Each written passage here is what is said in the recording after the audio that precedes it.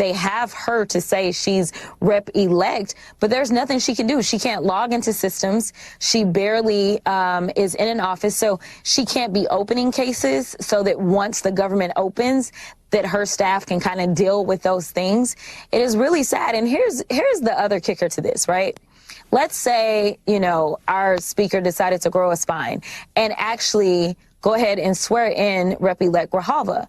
Well, ultimately, that means that we have the 218 signatures that we need for the discharge petition. But since we still aren't in session, it's not like a bill can come to the floor. We have no bills that are hitting the floor anyway. So ultimately, those two things are going to happen at the same time, no matter what. So right now, why don't you at least try to look like you're serious about your job and look like you were doing the work of the people and not look like a petulant child and swear her in? Because at the end of the day, because you've decided to avoid having us in session, we can't take a vote on a bill anyway. Yeah, and the other thing is just bring back Congress into session. I can't figure out, it's very hard to tell because he does these press conferences every day, which sort of hits his talking points, says that he hasn't seen anything in the news, blames the Democrats. What the position is, he doesn't want to bring you back from recess because then he has to swear in Grijalva, or he doesn't want to swear in Grijalva because he doesn't want to bring you back to, I don't know. But the point being, it's 9 weeks now? It's 1/10 of the term she was elected to will have been spent on ice. Yeah. Because Mike Johnson doesn't think anyone in the House of Representatives should work. Yeah, it is absolutely astounding. And I want people to pay attention. When you go and you hit those booths come the midterms, think about which party decided that it was okay to literally be on vacation while it is that people were going hungry in the streets of America. This isn't about partisanship. Again, to me, it's really clear to me. We have over 40 million people in this country that are not going to be with their SNAP benefits because you have people that have decided that they believe that they are basically pawns in a game of chess. That is not what anyone should want from their elected officials, whether you are a SNAP recipient or otherwise. And the idea that we're still getting paid while we're telling air traffic controllers who are responsible for keeping planes and people safe that they're not getting checks, or while we're looking at TSA, which they tend to be some of our lowest paid federal employees, and tell them, oh, well, just keep showing up to work because if you go get another job, you're going to lose this job while we literally are not working. Make it make sense. And ultimately, I need everybody to just vote in their own best interest. Congresswoman Jasmine Crockett, thank you very much. A lot has happened this week, not just the Lincoln bathroom redo, as I mentioned with Chris, but I wanted to start our show tonight with two truths and a lie. I'm going to tell you about 3 news items, and you try to guess which one of them is a lie. And if you already know all these stories, don't tell your spouse or your friend sitting on the couch with you or whoever you may be watching this show with right now. Let them make their own guesses. Okay, so here's the first one. Trump-branded wine is now being sold tax-free at government-run stores. Okay, that's one of them. And number 2, Trump's biggest political donor, the world's richest man, you may have heard of him, Elon Musk, is now on track to become the world's first trillionaire. And finally, number 3, this year's Walmart Thanksgiving meal is cheaper because of how much more affordable things have become under Trump's presidency. Okay, take your guess, share with your neighbor, talk to your friend on the couch.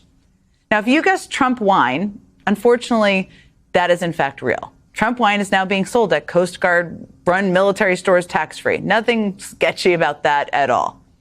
If you guessed Elon Musk, unfortunately, that too is also real. Despite Tesla's plunging sales, market share, and profits, and the general toxicity of Musk's personal brand these days, Tesla's shareholders voted yesterday to give Musk $1 trillion worth of stock over the next decade. Which brings me to the lie. Mr. President, since you brought up the Walmart Thanksgiving meal, and it is cheaper, but it also contains less, as affordability... Well, I haven't heard that. You're telling me. Who are you with? Who are you with? I'm with NBC News, sir. Fake news. NBC. You're fake news. That's right. The Walmart Thanksgiving meal that Trump has been touting as proof positive that he has made the country more affordable is cheaper this year Because it has less stuff, like a lot less stuff. I mean, for days now, Trump has been pushing the fact that the pre-packaged Walmart Thanksgiving dinner is 25% cheaper than it was last year. But he has been conveniently ignoring the fact that this year's Walmart Thanksgiving package is missing a bunch of items it had last year, like onions, celery, sweet potatoes, chicken broth, seasoning, muffin mix, marshmallows, whipped topping, and pecan pie. I mean, those are all pretty key, delicious parts of Thanksgiving, right? The meal also downgraded certain items, like swapping Hawaiian rolls for cheaper dinner rolls. So yeah, surprise, surprise. His claim is completely misleading. But he was pushing this whole Thanksgiving meal narrative for a reason. I mean, since Democrats swept Tuesday's election, the right has all of a sudden woken up to America's affordability crisis. Fox News is even talking about how much prices have risen for consumers all across the country. Trump himself is even starting to talk about it. It's no good if we do a great job and you don't talk about it. And I don't think they talk about it enough. You know, they have this new word called affordability, and they don't talk about it enough. They have this new word called affordability. I mean, apparently the concept is entirely new to him, I guess. You know what's becoming painfully clear? Donald Trump doesn't care about you. And honestly, he wants you to know it. This is a guy who built his campaign pretending to care about the cost of living and then, once in power, watched your bills skyrocket. Now, after losing an election where affordability was the biggest issue, he's literally laughing off the question.